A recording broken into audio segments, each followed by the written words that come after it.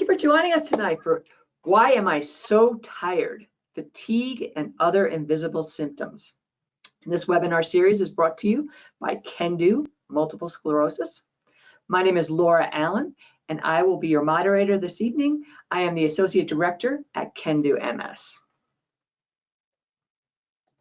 So our speakers this evening are Matt Sacco and Tracy Walker. Matt is a psychologist with the Cleveland Clinic. He works with people with a wide range of neurological and other health conditions. And Tracy is a nurse practitioner who has specialized in treating MS at the Shepherd Center in Atlanta for the last 26 years. She has recently retired from the Shepherd Center to pursue some new adventures. In addition to her adventures, she also works part-time performing health and safety for elderly and disabled clients in their homes. So welcome, Matt and Tracy. Thank you for joining us this evening. And now I'm going to turn the meeting over to Matt. Great. Thanks, Laura.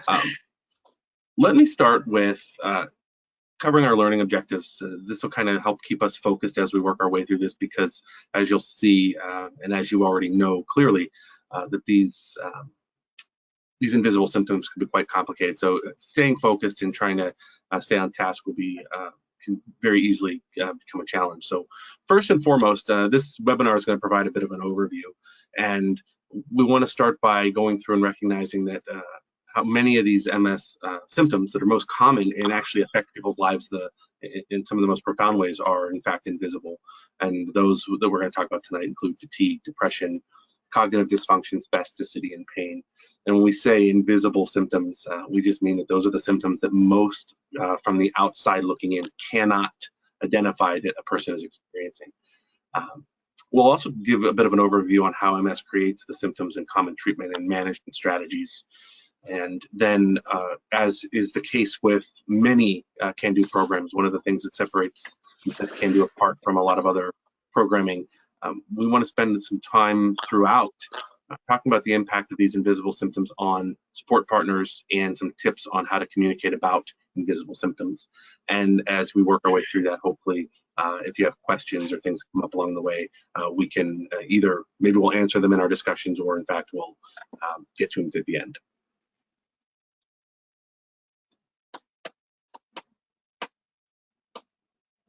All right, so this is one of my kind of favorite slides. That this is going to kind of talk a little. This is going to show us a visual demonstration of what we are going to be covering tonight. And you can see the cluster 5 invisible symptoms that we have on here: depression, fatigue, cognitive dysfunction, pain, and spasticity. And the little red arrows between that really just indicate that these affect one another. So, for instance, if you're feeling really fatigued, which is very common for folks with MS, your depression often feels worse and is worse. And if you look at all those red arrows, and of course your fatigue, your cognitive stuff, cognitive dysfunction is worse. But it's more complicated because if you're not feeling, like in a good mood, your pain is worse. And if you're kind of in a down mood or depressed, we know that cognitive dysfunction slows. In fact, research shows that cognitive slowing occurs a great deal with folks who are experiencing depressive symptoms. If you're fatigued, spasticity is often worse. Pain and fatigue are related. So as you start to see how messy this can look, although these nice, neat, colorful arrows may not lend themselves to understanding it completely, but if you see how messy and the interplay between all these symptoms can really be, you can very clearly have a visual idea of how important being able to address these can be as it relates to the impact on other invisible symptoms. And it's a pretty messy cluster that people from the outside can't see. So hopefully this adds a little bit of some validation to you when you feel and experience some of these symptoms, that in fact this messy chart tries to capture some of what that might, what your experiences might be. So I think one of the keys to effectively managing the invisible symptoms is understanding what Matt just said and how they all interact together. So a lot of times, people will come in and talk about a symptom, and then when you start talking or asking about one of the other symptoms, you know, you get a puzzled look. But by really focusing and assessing all of those that might be impacting your main complaint is a way to manage them. So learning about all of the symptoms, even the ones that you may not be experiencing right now, helps you recognize and understand and be able to discuss them if you ever do experience them, be able to discuss that with your provider. So symptom management with MS is complicated, as you probably all have realized, and it requires a very individualized and flexible treatment approach. You know, there are some diseases when you have your favorite treatment and you just whip that out and it works most of the time for everybody. MS is not that way. These symptoms are not that way. So it's important that we approach everybody individually. And that really requires a multidisciplinary approach. And that's one of the things we're going to really talk about tonight is how all of the disciplines can be really helpful in managing symptoms. And if you can effectively manage the symptoms, it provides an increased quality of life, obviously, and helps you feel hopeful for the future.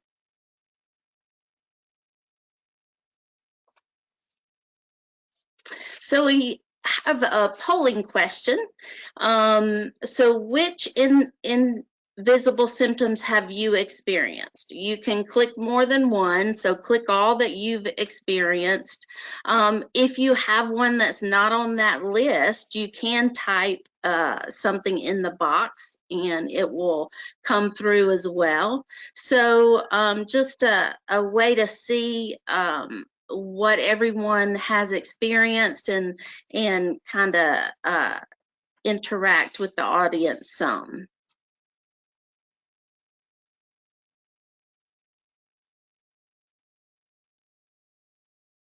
Okay. Well, so as you'll see when we go through the talk, obviously fatigue, 95% of you have experienced fatigue, and that's one of the points we'll touch on is how common it is in MS.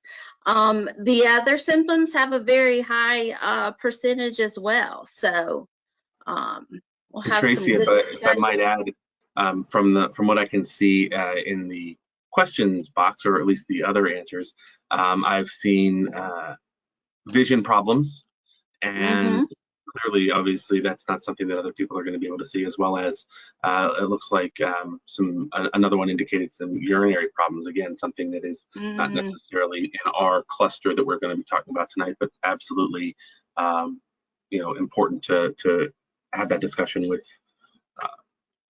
your provider. Yeah. Okay. So we'll start with fatigue. Fatigue obviously is one of the most commonly reported symptoms in MS. As you saw in the poll, 90% of people say that they've experienced fatigue. Many of them say it's their worst symptom.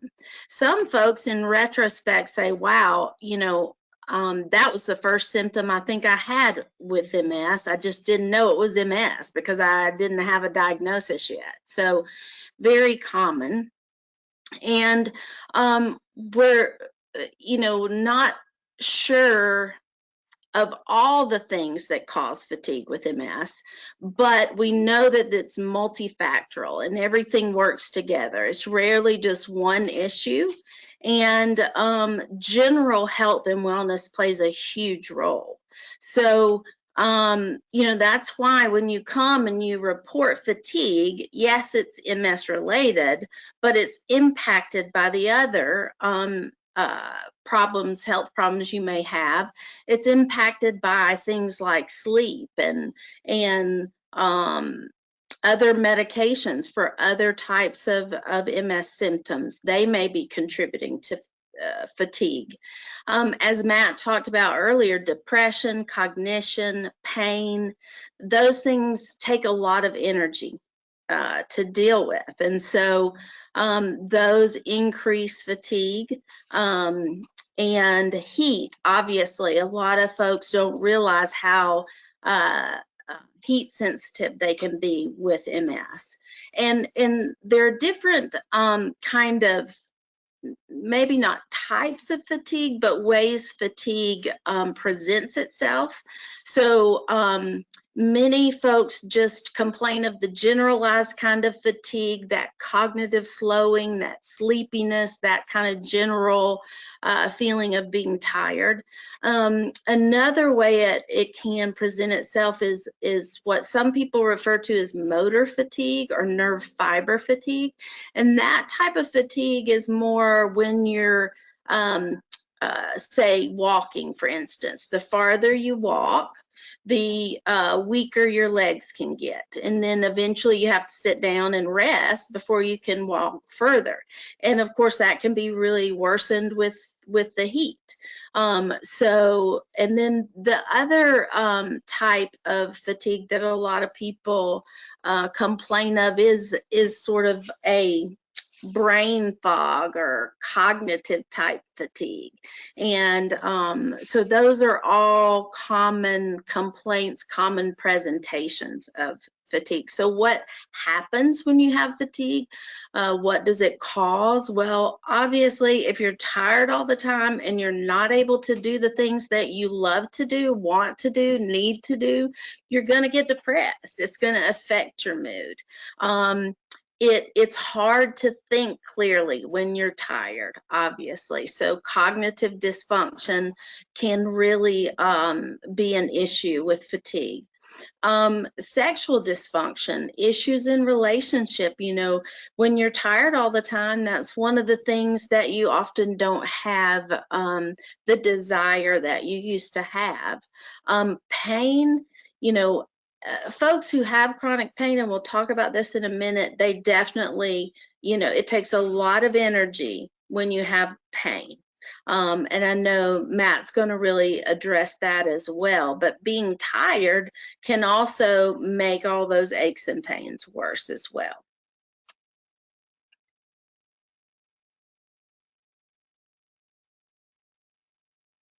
So how can we manage fatigue? Well, there are a lot of strategies. The important thing is trying to hit as many of those strategies as possible. So the one thing I start my fatigue kind of strategy talk out with is exercise, because exercise is really the main thing, maybe the biggest thing that research has shown impacts your fatigue levels. Exercise at first makes you more tired. So it's hard to get into that routine, get into that habit. But after, usually it's different for everybody, but after a few weeks, 4 weeks, 6 weeks maybe, you start getting energy back from exercise, and you realize how your energy levels increase with that. Occupational therapy, physical therapy, those folks can really work with you on energy conservation. A lot of times we don't realize all the little things that we are expending our energy on, that if we do things smarter, working smarter, you're not as tired, right? Sleep is essential. In America, we don't get enough sleep, period. And then when you have a chronic illness whose main symptom can be fatigue, you may need extra sleep, right? Also, MS is known to affect sleep cycles and ability to sleep. So it's really important to work with your provider on that. Also, don't forget, you can have sleep apnea. You can have other sleep disorders unrelated to MS that need to be tested and ruled out, because if you have sleep apnea and it's not effectively treated, then other things that we may do for MS fatigue aren't going to be very effective unless we treat that issue. So nutrition is huge. Cooling strategies are big, especially if you live in the South. In the summertime, it's brutal. One important thing is to talk to your providers about your medications. So as you'll see as we go through symptoms, many medications may contribute to drowsiness, fatigue, and so they may be medications that you can change or alter dosage or change the timing. So it's important to talk to your provider so they can take a look at that and really have that discussion with you. Matt, what would you add? I think that this is going to be a theme that we're going to kind of touch on in a lot of these. But one of the questions that has come up, about why is it that MS-related fatigue doesn't necessarily respond to the traditional resting, sleeping, and getting better. And I think in part this really explains it, because for many folks it's not just one thing. And of course there are disease processes at play that directly affect the experience of fatigue. So it's unique to everybody, but I think that this is something that encouraging folks through education, and we'll talk later about communication and how to have these conversations with your healthcare team. But it is a very individualized, multidisciplinary approach, and I think that's the most important piece. Right.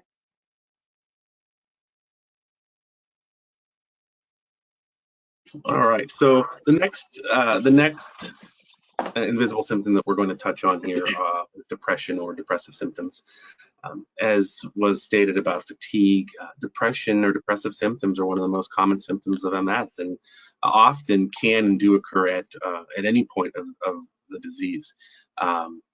And one of the things to keep in mind, and I think that research has shown this over the course of time with MS, certainly as is the case at any point of being diagnosed with a chronic life-altering illness, it would be completely a normal reaction to have a fluctuation in mood. A lot of times when that kind of stuff happens, I say it's a normal reaction to an abnormal event, right? Not every day is somebody diagnosed with a life-altering chronic illness. So I think that there's a range of just kind of a normal reaction to that might include depressive symptoms.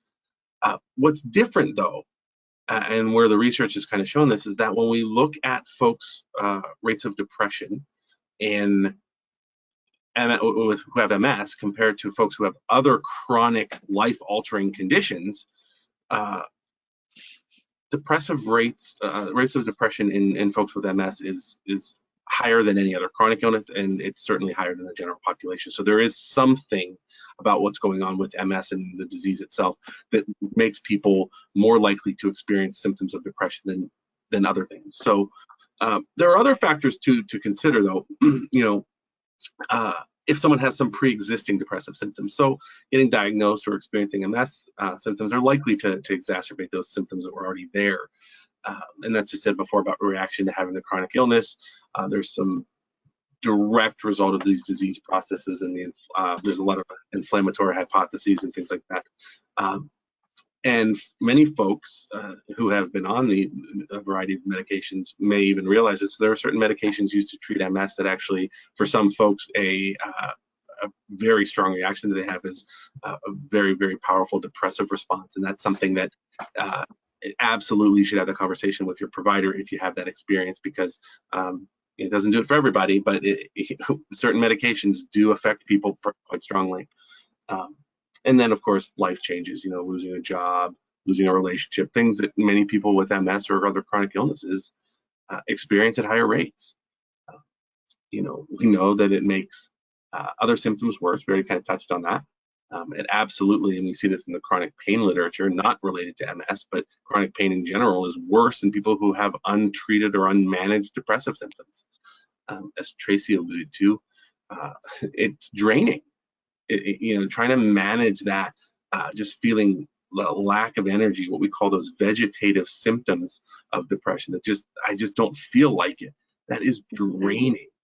And then, of course, it can lead to relationship difficulties, other health issues, and of course, ultimately, one of the most important things that we ask about very frequently is, it increases the risk for self-harm. So those are things we want to pay attention to.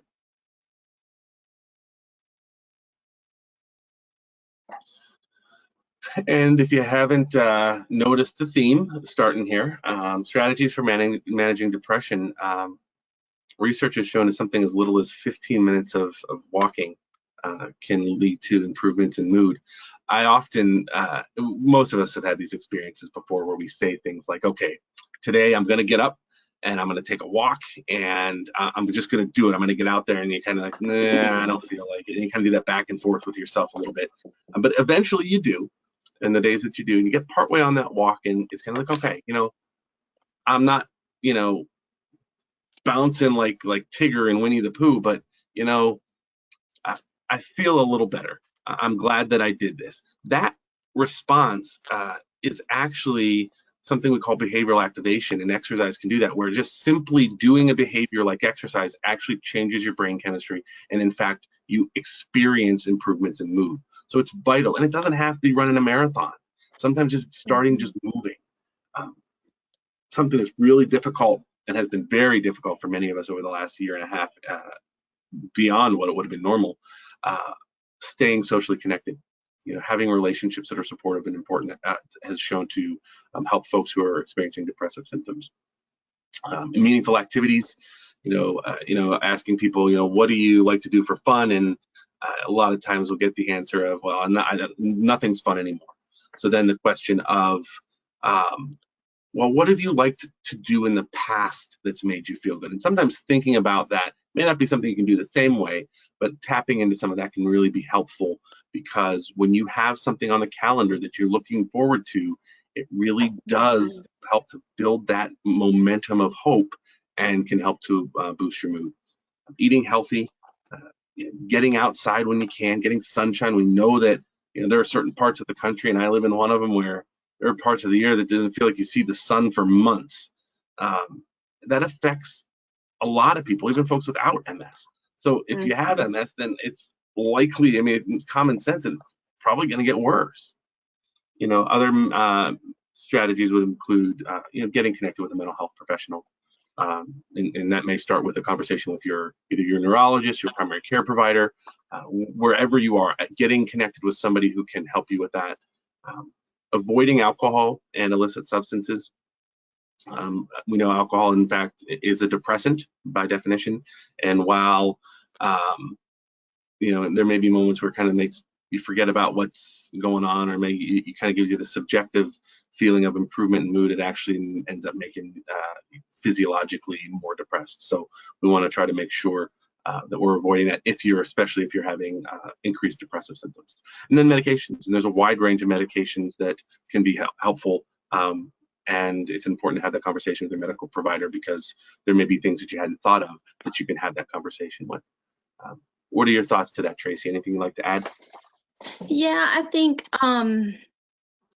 it's important, just a little bit about treatment again being important to approach from all different perspectives. And many times with depression, we like to try to start and affect it without medication if we can, right? But sometimes medication is necessary. And I think thinking of depression as a chemical imbalance in your brain, right? It's a chemical imbalance, and all the things that excuse me, people go through can deplete certain chemicals, and the MS on top of it can do that. So sometimes you have to replace those chemicals. And that's what medication does. Now, sometimes we can do that temporarily, and then, wean people off. Sometimes people need those for a long-term treatment, but studies have shown that using medication with these other approaches are the most effective. So we would rather not just use medicine. We want to incorporate these other healthy treatment approaches as well. It's difficult to find the right medicine sometimes because there's no lab test to figure out which medicine you would respond to. So just keep that in mind. Sometimes it's a bit of a trial and error with your provider to find the right one. Great, thanks, Tracy.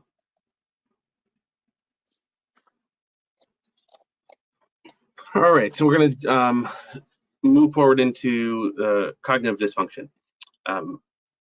More than half of folks with MS are likely to develop some challenges or difficulties in cognitive dysfunction or cognitive ability. It is not, which is one of the biggest fears that folks have, it is not Alzheimer's or dementia. It doesn't go that way. So that's something that, may not alleviate a ton of fear, but especially if you feel like you're losing your grip on things, it's not that kind of a process. So it can come and go as the disease. It can worsen and get better as the disease kind of fluctuates, but it is not a steady downhill kind of process like you would see in Alzheimer's or dementia. It does have a tendency to correlate, or it's related to the number of lesions and lesion areas of the brain, and certainly brain atrophy. So there is some evidence that, depending on what your MRI may look like, where they might be able to help you better understand why this is occurring and what's going on. It is certainly more likely to be an experience of an invisible symptom in someone who has progressive MS, and that's because it's just progressive MS is not marked by those kind of exacerbations and then remission. So you don't get that kind of rebound. So it's likely that's and those lesions don't necessarily you don't end up coming back with some regaining of function after the relapse is quieted down. And of course, it is certainly more likely during exacerbation, because just think about everything that's changing. There's a lot of stuff going on there. What causes it? Well, we kind of talked about that. It's the lesioning, in certain areas of the brain, where they are, the number of lesions. So that's an issue. Certain medications can slow your cognitive processes. That's that cloudiness. Certainly. Anytime folks, and it's similar with fatigue, that if folks have taken certain medications for spasticity and things like that, it can just make you feel sleepy, fatigued, out of it. So that can be a cause. It may not be something you can, given the benefits of the medication, can change right away, but keeping that in mind, that in fact it may not be an experience that's related directly to the disease itself, but rather it may be related to medication, as well as it may be related directly to worsening depression and anxiety or other mental health issues. Those things, once treated, and we see this with neuropsych testing all the time, we try to make sure that we manage as many of these kind of peripheral types of symptoms like depression and anxiety before we send somebody for neuropsych testing, because a lot of times if depression and anxiety scales are elevated, the neuropsych testing will say, yeah, there's some challenges here, but given the fact that a person is experiencing elevated levels of depression, that could be just as likely, and so basically come back and retest when the depression is better. So that's something to consider. Environmental factors, too much stimulation, got a lot going on in the house, kids home, everybody's crammed in the house because of the pandemic, and you're like, well, my cognitive functioning is getting worse. Well, it may not be that it's getting worse as related to the disease. It may just be that you're overwhelmed with all this other stuff going on. So there may be some environmental things you can change. And of course, alcohol, MS or not, alcohol makes cognitive functioning worse. Here are the types of, typically the types of problems resulting from cognitive dysfunction: processing speed, some memory, and it's not necessarily that like we talked about with Alzheimer's, dementia, that loss of memory from a long time ago, and you're not going to forget who you are. It's not that kind of memory impairment. It's more about, there's some intention, concentration, planning, thinking out, spatial relations, and probably, maybe anecdotally, I don't know right off what the research says, but one of the most common things I hear people all the time talk about is just that word finding ability, that being tongue tied, it's on the tip of my tongue, and then you beat yourself up because you can't remember it, and that makes it worse. And so that's something to consider, how that anxiety or being angry with yourself can kind of compound that.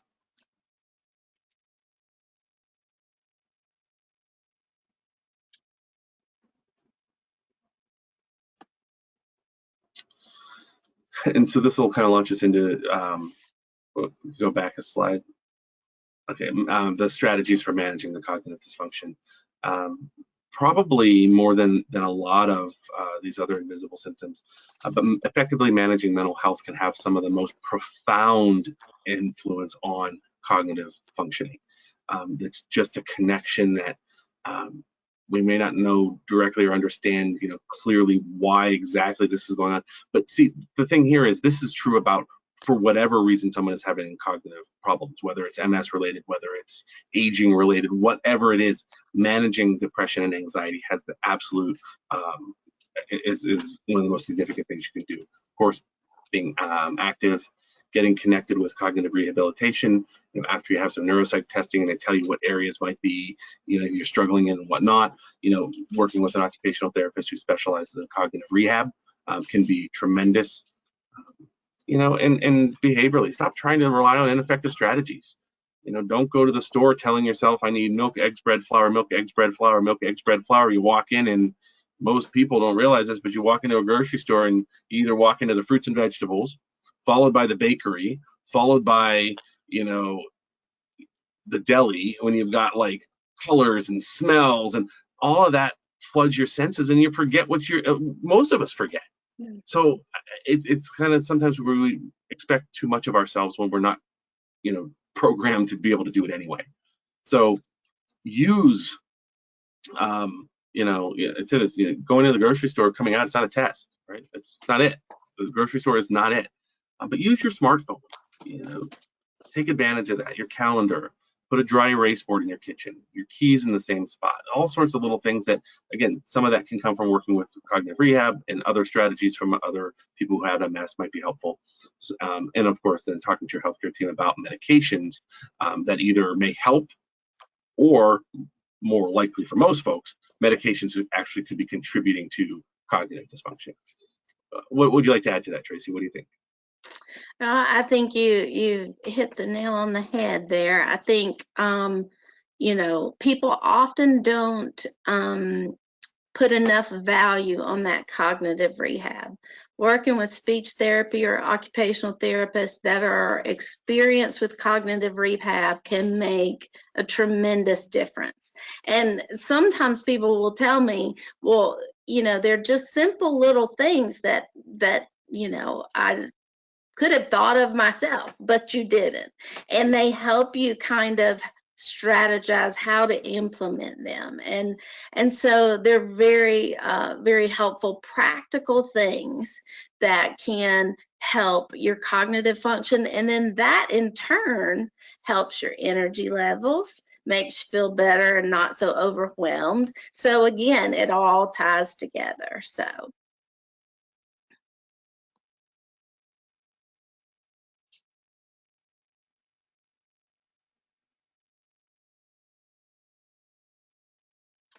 All right, so muscle spasticity. Muscle spasticity, a lot of people, when I ask them, do you have muscle spasticity, they say no.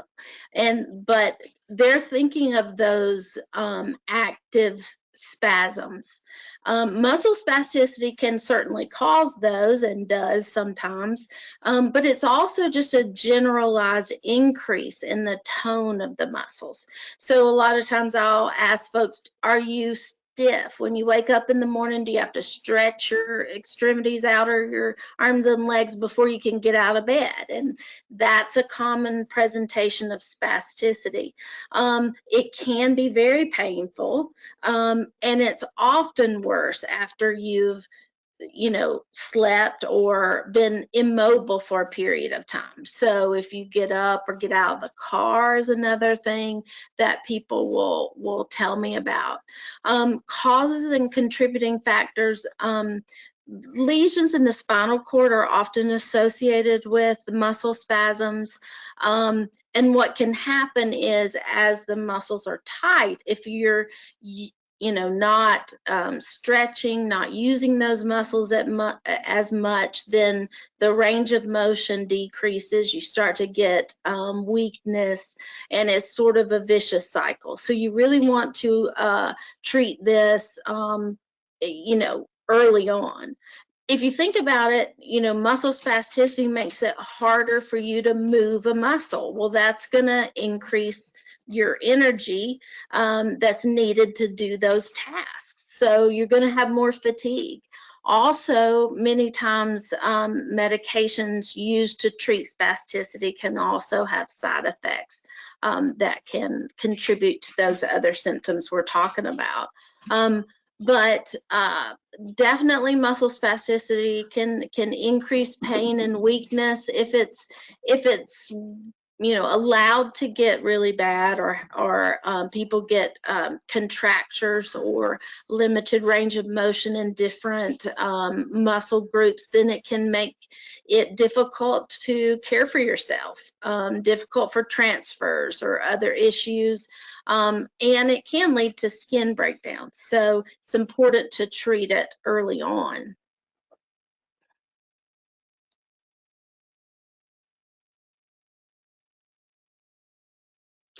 So what are some strategies? Again, especially with spasticity, we'd like to try to start with a non-medication approach if possible. And that is where your physical therapists, occupational therapists come in. They can teach you different stretches that can really help keep your muscles more flexible. They can teach you positioning, seating tricks. Also, just simple range of motion in the morning and in the evening a lot of times makes a huge difference. There are, like, some folks may have spasticity in their hands, and so, or in a particular joint, there may be orthotics that they can use, especially at night when they're sleeping, to keep the muscles stretched out. Medications for spasticity, there are several of them. First line usually is baclofen or tizanidine. Unfortunately, all of these can cause drowsiness, cognitive slowing, dizziness, things like that. So sometimes we have to start at a really low dose, slowly increase to help people become more tolerant of the medicines. And at their starting dose, they may not be effective. So you need to be in contact with your provider about where you're at with that titration. Now, Botox is different. It's not taken orally, obviously, it's injected. The challenge with Botox is you can use it on a individual localized muscle spasm situation, or where there's some contracture starting, but generalized, you can't inject Botox all over. So it has somewhat of a limited application, but very effective if done by an expert. And then if none of these things are really effective, some people may consider a baclofen pump.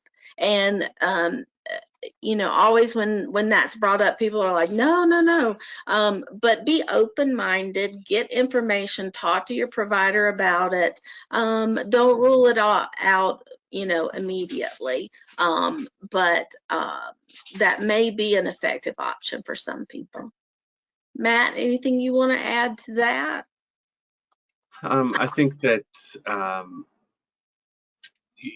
the non-pharmacologic approaches, kind of are least invasive and probably have the fewest side effects. And as you work your way up, it's just more complicated. The one thing I'll say for folks to realize with baclofen pump, and one of the reasons that it's different from oral baclofen, is that it directly releases the dose into the spinal cord, and you don't get the fatigue side effects, the tiredness, that kind of stuff. And so It's a little bit more invasive for sure, but it's also something that comes with some benefits. So Right, right.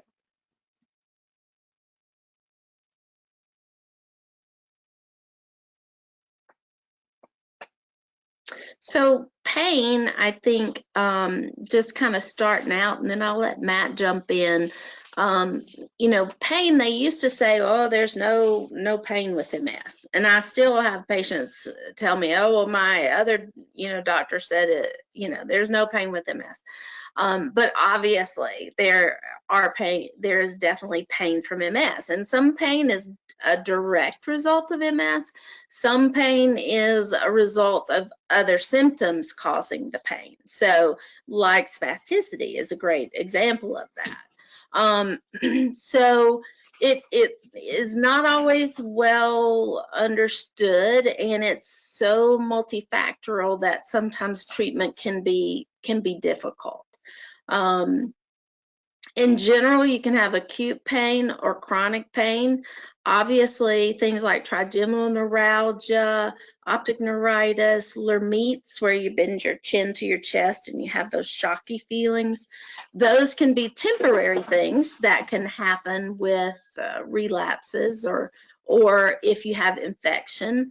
And one thing I didn't mention with spasticity that I should mention, both pain and spasticity are very commonly worsened with infections, particularly urinary tract infections.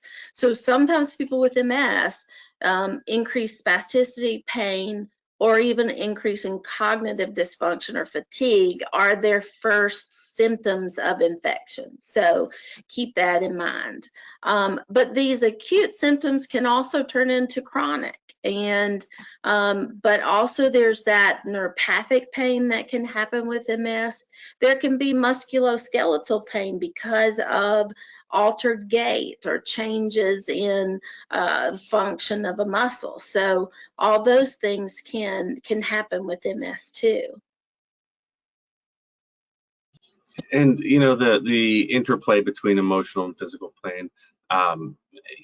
This quote here is pretty clearly a really nice way to sum that up, and just the recognition that our bodies use the same neural system to detect and feel pain regardless of whether it's emotional or physical. The experience of pain is due to our brain. Without our brain, we don't have that experience of pain. It doesn't mean that you're imagining it, but without that connection, our body cannot interpret that pain signal. And in that brain is the same place that our emotional centers are, and it's all tightly packed together. So, really the biggest take home from that is, cut yourself some slack, right? Really, this is really complicated. Our brains are complicated, and all of this stuff that you're experiencing, be it, feeling bad, physically or emotionally, it's all interrelated. So, if you're in more pain and feeling kind of crummy, it makes a lot of sense.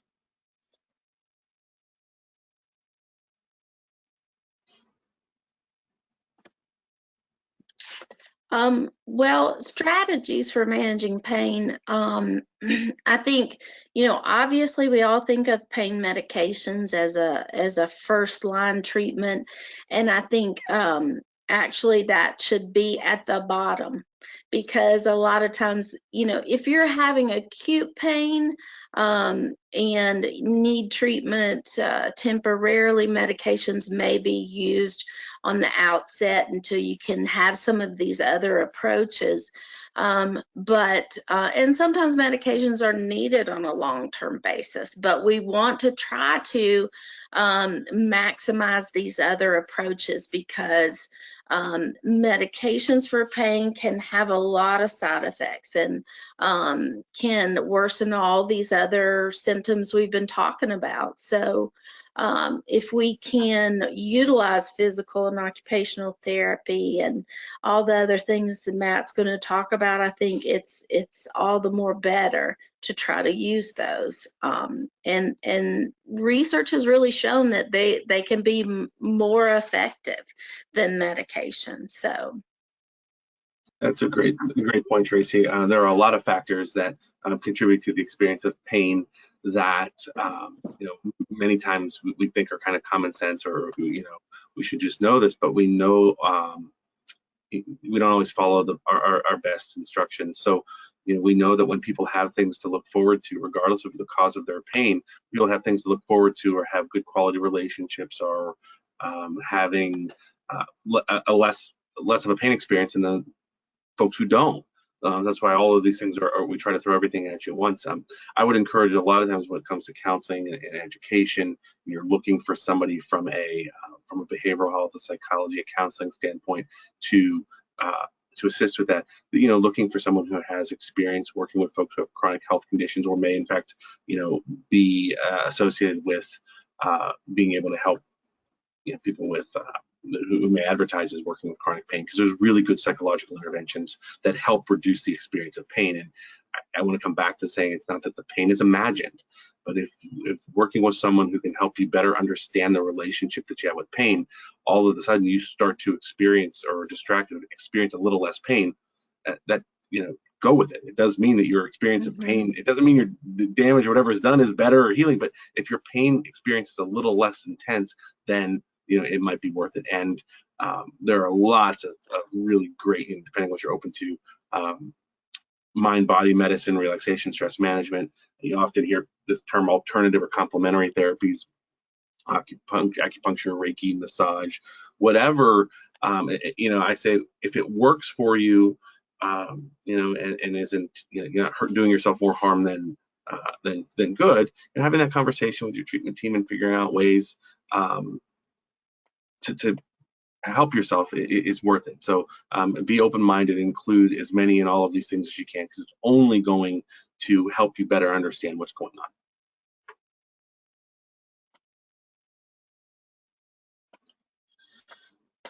This is what I had said before about maybe, and from my standpoint, what I think really sets CAN-DO apart from a lot of other organizations that help folks with MS is the understanding of that MS affects not just the person diagnosed with it, but the whole network. And when we talk about relationships, there's a whole different types of relationships. We're not, specifically saying that it's your partner, your husband, your wife, whatever. It affects family, sure, your wife, husband, partner, but children, depending on what age they are, adult children, young children, extended family. If it's a parent-child relationship, if it's a child being diagnosed in their 30s, 40s, 50s, they still have older parents, like it still affects the family in many instances. Friends, if you have trouble getting out and doing things, and people might stop calling. We have entire programming around the impact on work and whether you should tell or whether you shouldn't. Like, something as simple as, what seems as simple as it just takes longer to get into work, or you're having trouble buttoning your shirt. Wearing a shirt and tie is going to be tough. Like, it affects that stuff. And then, of course, other social relationships, anything. That's just a catch-all for any relationship that is important to you, that is affected. It's important to understand, which is why talking about, I think some of this has come up in some of the questions, and I would love to say that we can answer every question, but communicating invisible symptoms begins with good communication skills. There's some information on CAN-DO relationships and communication, and this goes for any relationship, and we're going to talk about a little bit more. And again, something that you can work at with a professional. And there are tons of tips and information on our websites and programming that also can help with that.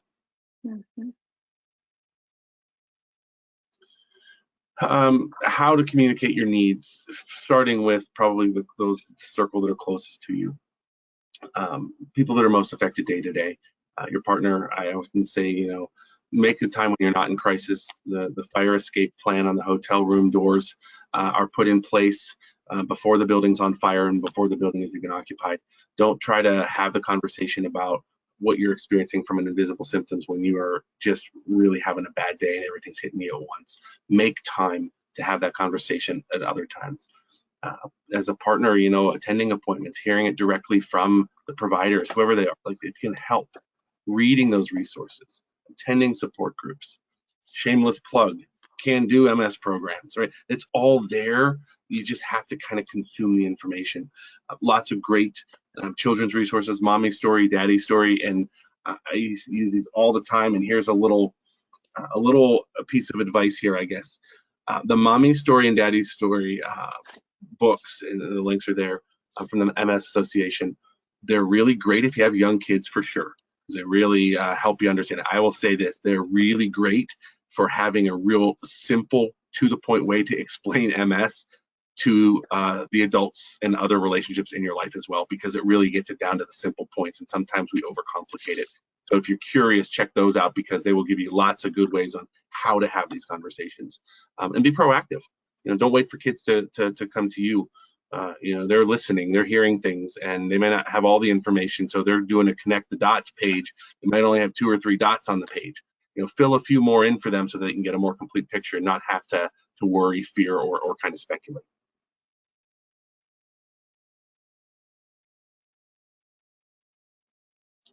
All right. And so this slide on communicating needs beyond family, you just have to do a self-assessment on this. What relationships are affected and how they might be affected by these invisible symptoms. Who needs to know and what do they need to know? We can't answer that for you. You really have to kind of do that self-assessment yourself. There may be people who are casual acquaintances, people that you don't really feel need to know. You may come up with ways to share, or you may solicit other people to help you. But you do have to tailor it to yourself, and there are lots of good there's lots of good programming to help you to do some of that, the how-to piece. Like I said before, work is an entirely different ball game. There for a lot of reasons, from a disability, from a legal standpoint, but also just because work is so important to people. There's information on when to disclose. Lots of good workshops and things like that can help you with that. But again, making it proactive and interactive as much as you can. Get ahead of it so that you control the narrative.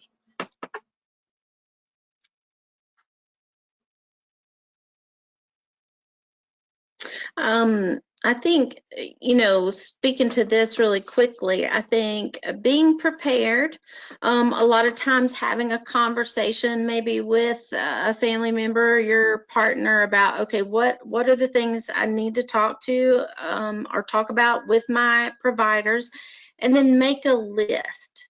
And it's helpful to prioritize that list. And when the provider, I loved it when I would come in a room and so the patient would say, I have a list. And then I'm like, great, let's work through it. So be prepared and communicate and be honest about what's going on. And similarly,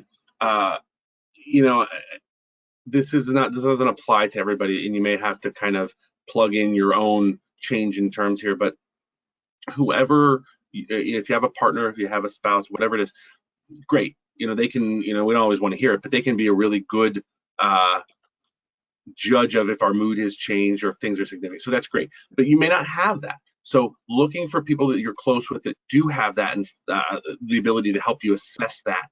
But again, being proactive and asking them. But if you're developing that relationship in an honest way, then they can help you and take it seriously and not kind of, sarcastically and things like that, because, that doesn't help either. List your symptoms, tell them about the changes, but I think more than anything, having someone be able to go to appointments with you, talk about the stuff ahead of time. Don't drop a bombshell in the appointment with your medical team and say, oh yeah, I've noticed. Like, that doesn't help. Ultimately, the biggest and most important message here that I think is both for folks with MS as well as those who are supporting them. Invisible doesn't mean imagined or untreatable.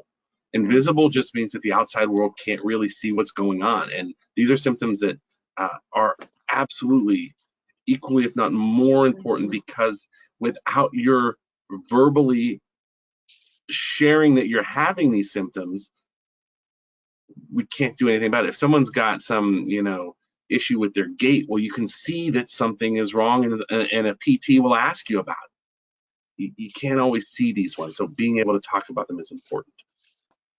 Well, Matt and Tracy, thank you so much for some amazing information. I know we have a couple of takeaways. I'm going to leave them up on the screen for now. I did get a couple of folks that asked for some clarification. So can you explain what skin breakdown is, Tracy? I know you mentioned that when you were talking, I think, about spasticity. Yeah. So mainly if you have a joint that becomes so tight that you can't, moisture or can accumulate under the skin, and skin can get too moist and break down. Other times there may be joints that or areas of the skin that are taking on too much pressure that they're not supposed to take on. So you can have skin breakdown from that. So, it's just important to be sure you're inspecting skin and keep it as healthy as possible, and hopefully prevent some of the real contractures and really tight, things that can happen with the spasticity. Perfect. Thank you for that explanation. I also had a question about reduced utilization of glucose in the brain and what you can do about that. So could you clarify that one?